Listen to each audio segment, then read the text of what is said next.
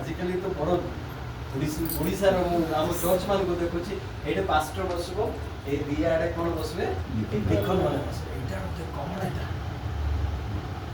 एई thorough मु Hyderabad जाइथिली capstone बोली गोटे चर्च थिला सेटे इंग्लिश चर्च हुए तीनटा सर्विस हुए लेमन ट्री होटल रे करନ୍ତି से तांकर अटेंडेंस 800 रु 1000 गोटे 7टा अधेरु स्टार्ट होउची तांकर चर्च पास्टर कोटे बसुची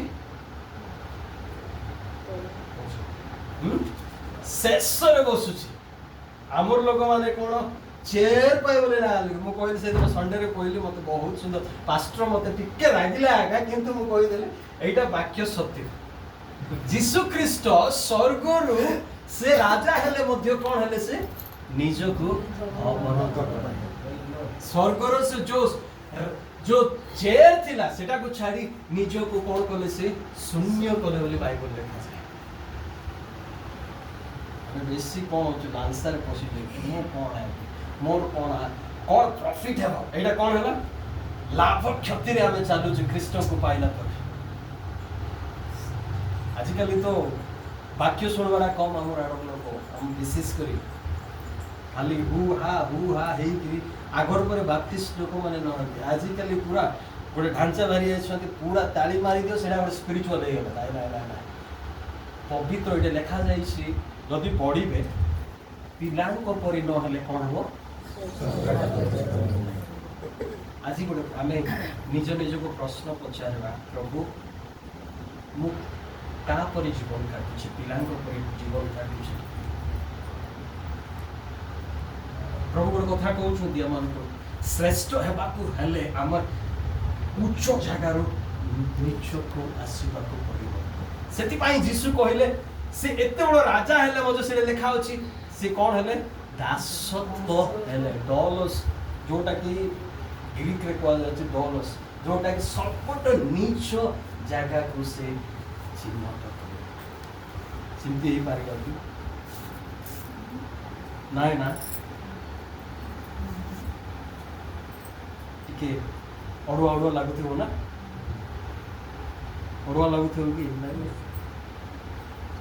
प्रभु आम को कथा कहतु जे आमे सबुठार नम्र ही जेते दिन पर्यंत जगत रे थिबा नम्र ही जीवन जापन ताकि जेते नम्र हेबा सेते प्रभु उठेबे नम्र लोक प्रभु कोन कर मौसा कोन थिले से जेते बेले से गोटे मजा कथा कहउतिली मु बेसी मते मु यूट्यूब देखुतिली केता यूट्यूब कुटकुटा नाचुछंती सभा सरला पर नाचुछंती मैं मते गोटे मने पड़ला कोटा मने पड़ला जेते बेले मौसा कोटु गले 40 दिन 40 राती का सहित गमना कथा कथन करिया पई परमेश्वर को सहित से समय रे कोन करूछंती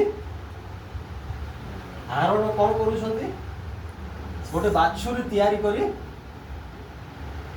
समस्त को डाकी कोन करूछंती हमरा घट परब बोल जानि छंती कि केते लोग जानि छंती हैं पाइक माने नाचुछंती ना सिंपिया गाय वाला आज काले लोक माने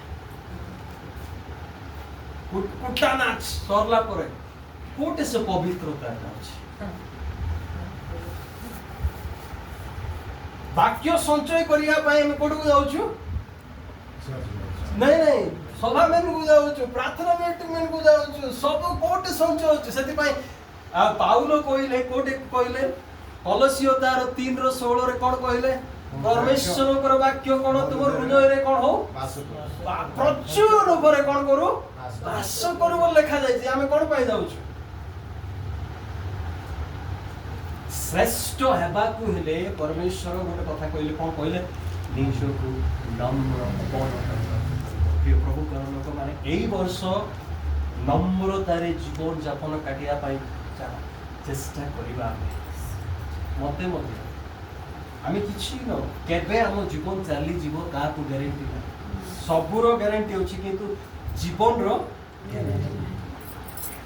बेले बेले भाबुछु ना मो एटा करदबे सेटा कर आज आमानकर जो ऑर्गेनाइजेशन अछि आमे स्टैटिस्टिक करथलो प्लानिंग एक्शन प्लान रो मीटिंग करथलो लास्ट को गोटे कथा कहली एटा प्रभु को इच्छा ले का जीवन रे ନମ୍ର ହେଇ ଜୀବନ ଯାପନ କାଟିବାଟା ହେଉଛି ସବୁଠାରୁ ଉତ୍ତମ ପ୍ରକୃତ। ତେଣୁ 2 କୁ ପଢ଼ନ୍ତୁ କିଏ? ସେ ଗୋଟିଏ ସାନ ପିଲାଙ୍କୁ ପାଖକୁ ଡାକି ସେମାନଙ୍କ ମଧ୍ୟରେ ଠିଆ କରାଇ କହିଲେ, ମୁଁ ତୁମମାନଙ୍କୁ ସତ୍ୟ କହୁଅଛି, ତୁମ୍ଭେମାନେ ଫେରି ସାନ ପିଲାଙ୍କ ପରି ନ ହେଲେ କୌଣସି ପ୍ରକାରେ ସ୍ୱର୍ଗ ରାଜ୍ୟରେ ପ୍ରବେଶ କରିବ ନାହିଁ। 4 କୁ ପଢ଼ନ୍ତୁ।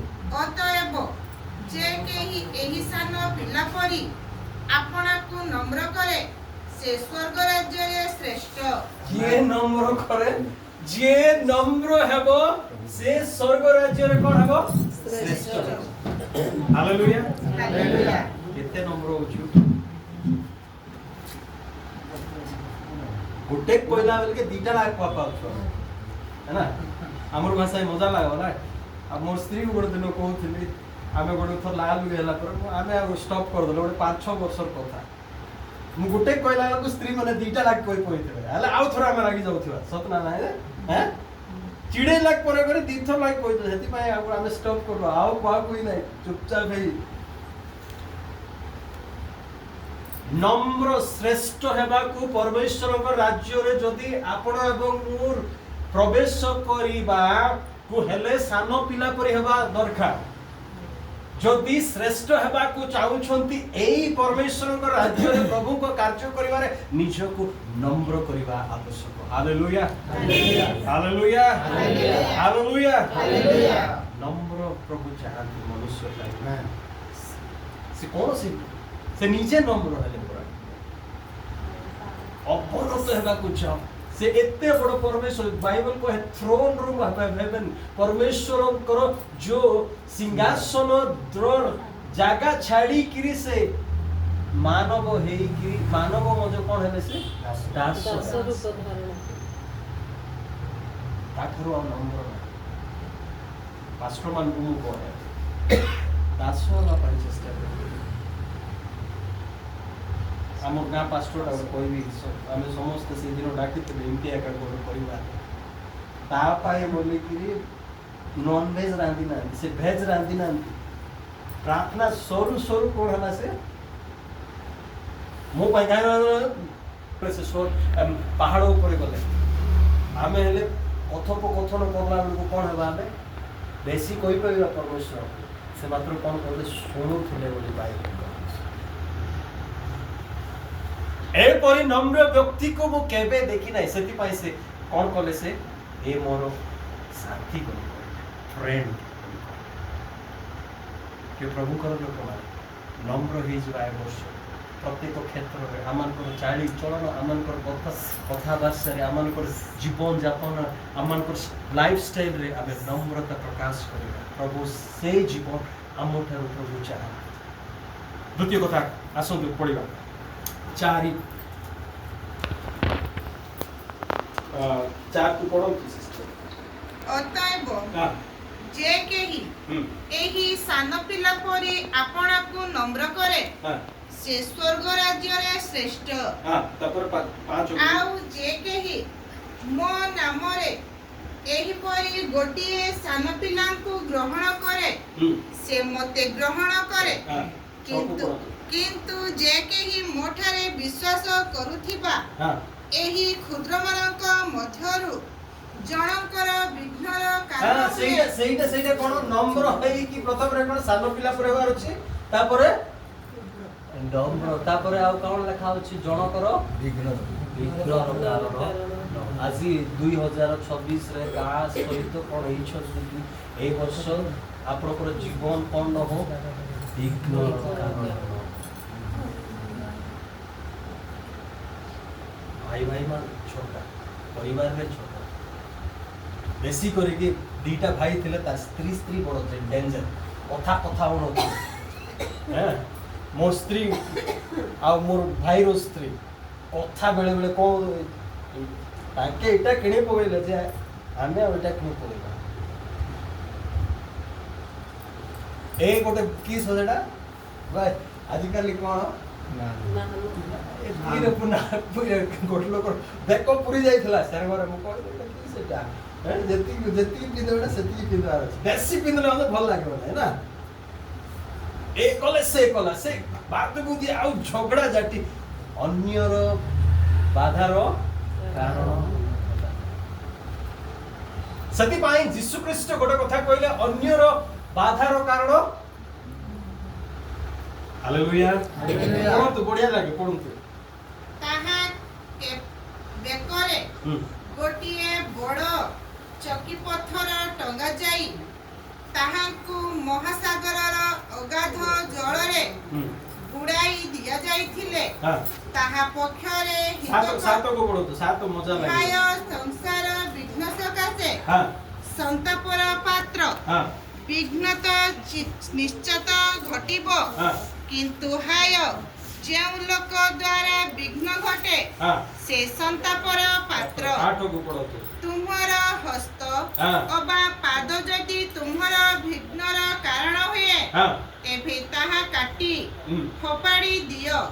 ଦୁଇ ହସ୍ତ ଓ ଦୁଇ ପାଦ ଘେନି ଅନନ୍ତ ଅଗ୍ନିରେ ନିକ୍ଷିପ୍ତ ହେବା ଅପେକ୍ଷା। ସେଇଟା କଥା କହୁଛ ପବିତ୍ରତା।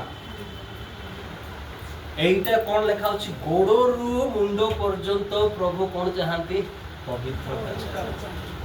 কোন জিনিস অঙ্গ প্রত্যঙ্গ কাহার বাধা বিঘ্ন হয়ে কোন কৌশলী প্রভু কাটি দিব। তার অর্থ পবিত্রতার আবশ্যকতা। আমানকর প্রতি জীবনরে আমানকর কথা ভাষা আমানকর প্রত্যেক জীবন ঠারু কোন প্রকাশ হবার আছে? পবিত্রতার প্রকাশ হবার আছে। প্রিয় প্রভুଙ୍କର ଲୋକମାନେ ଆଜି ନିଜ ନିଜକୁ ପ୍ରଶ୍ନ ପଚାରିବା, ଶ୍ରେଷ୍ଠ ହେବାକୁ ହେଲେ କଣ ଦରକାର? ପ୍ରବେଶ କରିବାକୁ ହେଲେ କଣ ଦରକାର? ସାନ ପିଲା ଭଳି। ଶ୍ରେଷ୍ଠ ହେବାକୁ ହେଲେ ନମ୍ର ହେବାର ଅଛି। ସେଥିପାଇଁ ଗୋଟେ କଥା କହିଲେ ଯାକୁ ଗଲେ ଯଦି ଯେତେ ନମ୍ର ହେବ ପ୍ରଭୁ କଣ କରିବେ? ସେତେ ଉନ୍ନତ କରିବେ। ତେଣୁ ଆସୁ ବେଶୀ କହିଲେ ତ ହେବ ନାହିଁ, 9ଟା ହେଇଯାଉଛି।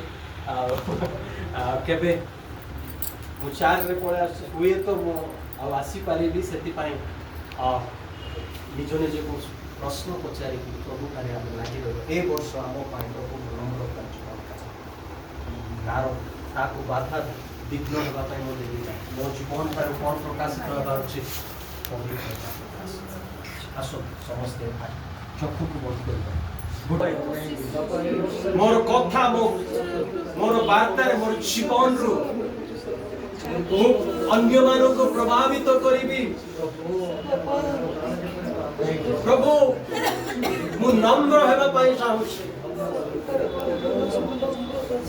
ପ୍ରଭୁ ତମେ ନମ୍ର ହେଲ ମୋ ପାଇଁ। ମାଥ୍ୟୁ 18 ଅଧ୍ୟାୟରୁ ଗୋଟେ ପଏଣ୍ଟ ମନରେ ଲେଖି ସେଥିପାଇଁ କହିବା ପାଇଁ ଚାହେଁ। ସେ 3ଟି ବିଷୟରୁ ଅଧିକ ପଏଣ୍ଟ ସେ କହିଛନ୍ତି, କିନ୍ତୁ 3ଟି ବିଷୟ ମୁଁ କହିବି। ସ୍ୱର୍ଗ ରାଜ୍ୟରେ ଯଦି ଆପଣମାନେ ଶ୍ରେଷ୍ଠ ହେବା ପାଇଁ ଚାହାନ୍ତି, ନମ୍ବର 1 ଆପଣଙ୍କୁ ନମ୍ର କରିବା। ଦ୍ୱିତୀୟରେ କୌଣସି ବିଷୟ ଯଦି ହେବା ଶିଶୁଙ୍କ ଭଳି ଆମେ କ'ଣ ହେବା? ମନ କଲେ ହିଁ ଶିଶୁ ଭଳି ହେଲେ ହିଁ ଆମେ ଯାଇପାରିବା। ତୃତୀୟରେ କୌଣସିର ବାଧାର ବିଘ୍ନ କାରଣ କୌଣସି ଲୋକର ବାଧାର ବିଘ୍ନର କାରଣ ଆମର କଥାରେ ଭାଷାରେ ଚାରିଚରଣ। ତାପରେ ସେ ଶେଷରେ ଅତି ସୁନ୍ଦର ଭାବେ କହିଲେ ସେ ଯୀଶୁଙ୍କର ସେ ଯାହା କହିଲେ ସେ ଏତେ ଉଚ୍ଚ ପଦବୀରେ ଥିଲେ ମଧ୍ୟ ସେ ଆମଙ୍କର ଉଦ୍ଧାର କଲେ। ନମ୍ବର କେତେବେଳେ ବଜାଏ? ସେବା ମନକୁ ବୁଝାଏ। ଆମେ ଯେ ପର୍ଯ୍ୟନ୍ତ ଆମେ ସେବା କରିବାନି, ନମ୍ର ହେଲେ ଆମେ ସେବା କରିପାରିବା। ଯୀଶୁ ଆସିଲେ ନମ୍ର ହେଲେ କାହିଁକି? ଆମର ପରିତ୍ରାଣ। ସେ ନମ୍ର ଅର୍ଥ ହେଉଛି ଗୋଟିଏ କାର୍ଯ୍ୟକୁ ସମର୍ପଣ କରାଯାଉଛି। ନମ୍ର ଅର୍ଥ ସାଇଲେଣ୍ଟ ରହିବା ନାହିଁ। ନମ୍ର ଅର୍ଥ ପାଟି ବନ୍ଦ କରିବା ଅର୍ଥ ନାହିଁ। ନମ୍ର ଅର୍ଥ କାହା ସହିତ ଝଗଡ଼ା ଝାଟିବା କଥା ନାହିଁ। ନମ୍ର ଅର୍ଥ କୌଣସି ଗୋଟେ କାର୍ଯ୍ୟ କଲେ ଜଣକୁ ଉପକୃତ ହେବ। ବୁଝିପାରୁଛନ୍ତି ତ?